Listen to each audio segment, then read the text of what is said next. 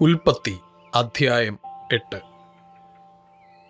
ദൈവം നോഹയെയും അവനോടുകൂടെ പെട്ടകത്തിലുള്ള സകല ജീവികളെയും സകല മൃഗങ്ങളെയും ഓർത്തു. ദൈവം ഭൂമിമേൽ ഒരു കാറ്റ് അടിപ്പിച്ചു, വെള്ളം നിലച്ചു. ആഴിയുടെ ഉറവുകളും ആകാശത്തിന്റെ കിളിവാതിലുകളും അടഞ്ഞു. ആകാശത്തു നിന്നുള്ള മഴയും നിന്നു. വെള്ളം ഇടവിടാതെ ഭൂമിയിൽ നിന്ന് ഇറങ്ങിക്കൊണ്ടിരുന്നു.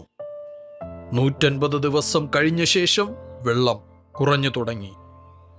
7-ാം മാസം 17-ാം തീയതി പെട്ടകം അരാരത്ത് പർവ്വതത്തിൽ ഉറച്ചു.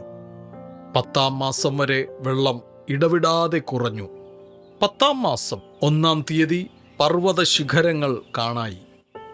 40 ദിവസം കഴിഞ്ഞ ശേഷം നോഹ താൻ പെട്ടകത്തിന് ഉണ്ടാക്കിയിരുന്ന കിളിവാതിൽ തുറന്നു.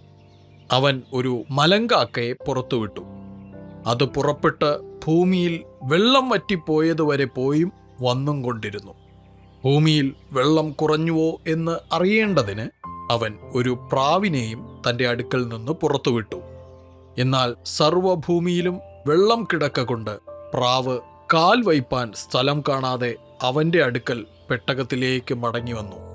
അവൻ കൈനീട്ടി അതിനെ പിടിച്ച് തൻ്റെ അടുക്കൽ പെട്ടകത്തിലാക്കി. 7 ദിവസം കഴിഞ്ഞിട്ട് അവൻ വീണ്ടും ആ പ്രാവിനെ പെട്ടകത്തിൽ നിന്ന് പുറത്തുവിട്ടു. പ്രാവ് വൈകുന്നേരത്ത് അവൻ്റെ അടുക്കൽ വന്നു. അതിൻ്റെ വായിൽ അതാ ഒരു പച്ച ഒലിവില. അതിനാൽ ഭൂമിയിൽ വെള്ളം കുറഞ്ഞു എന്ന് നോഹ അറിഞ്ഞു. പിന്നെയും 7 ദിവസം കഴിഞ്ഞിട്ട് അവൻ ആ പ്രാവിനെ പുറത്തുവിട്ടു. അത് പിന്നെ അവൻ്റെ അടുക്കൽ മടങ്ങി വന്നില്ല. 601-ാം സംവത്സരം 1-ാം മാസം 1-ാം തീയതി ഭൂമിയിൽ വെള്ളം വറ്റിപ്പോയിരുന്നു. നോഹ പെട്ടകത്തിൻ്റെ മേൽത്തട്ട് നീക്കി ഭൂതലം ഉണങ്ങിയിരിക്കുന്നു എന്ന് കണ്ടു. 2-ാം മാസം 27-ാം തീയതി ഭൂമി ഉണങ്ങിയിരുന്നു. ദൈവം നോഹയോട് അരുളി ചെയ്തത്: നീയും നിന്റെ ഭാര്യയും പുത്രന്മാരും പുത്രന്മാരുടെ ഭാര്യമാരും പെട്ടകത്തിൽ നിന്ന് പുറത്തിറങ്ങുവിൻ. പറവകളും മൃഗങ്ങളും നിലത്ത് ഇഴയുന്ന ഇഴജാതിയുമായ സർവ്വജഡത്തിൽ നിന്നും നിന്നോടുകൂടെ ഇരിക്കുന്ന സകല ജീവികളെയും പുറത്തു കൊണ്ടുവരിക. അവ ഭൂമിയിൽ അനവധിയായി വർദ്ധിക്കുകയും പെറ്റ് പെരുകുകയും ചെയ്യട്ടെ.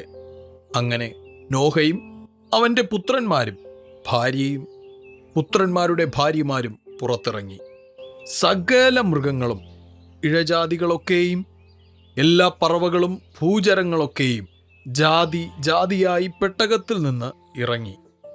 നോഹ യഹോവയ്ക്ക് ഒരു യാഗപീഠം പണിതു. ശുദ്ധിയുള്ള സകല മൃഗങ്ങളിലും ശുദ്ധിയുള്ള എല്ലാ പറവകളിലും ചിലതെടുത്ത് യാഗപീഠത്തിന്മേൽ ഹോമയാഗം അർപ്പിച്ചു.